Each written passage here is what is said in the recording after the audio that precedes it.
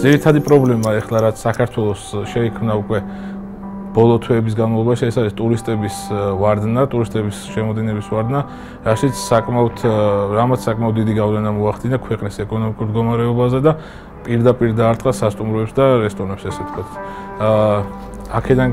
ამის ძირითადი და ყველაზე უმთავრესი მიზეზი არის პირველი ვიზების შემოღება, რაც საქართველოში მოხდა და ამას გარდა შრომითი ვიზების შემოღება, რომელიც ისევე საქართველოში მოხდა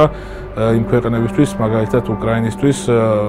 რომელსაც მე პირადად ვფიქრობ, რომ ძალიან დიდი, ესე ვთქვათ, უსამართლობაა ჩვენი მხრიდან უკრაინელ ხალხს, რომ საქართველოში უწესებთ შრომითი ვიზის აღების ვალდებულებას. 6 თვე, ესე ვთქვათ, ველოდებოდით ელექტრონულ პორტალს ვიზების ასაღებაც,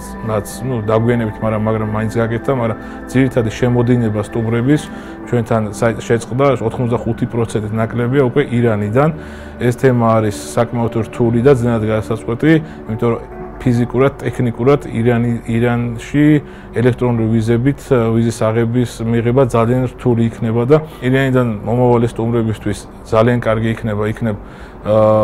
საზღვარზე აღდგეს ვიზების გაცემის პროცედურა, იმიტომ ეს ხალხი ძირითადად მასა იყო ის ხალხი, რომელიც საქართველოსთან უფრო ახლოს ცხოვრობს, ვიდრე თეირანთან და ამ ხალხთვის საქართველოს ჩამოსვლა უფრო კარგია და თან ისვენებს, ვიდრე ჯერ თეირანში ჩავიდეს და მე უკან დაბრუნდეს და მე ისევ საქართველოში შემოვიდეს, საკმაოდ აბსოლუტურად მთელ სურვილს გიკარგავს საქართველოში ჩამოხვიდე.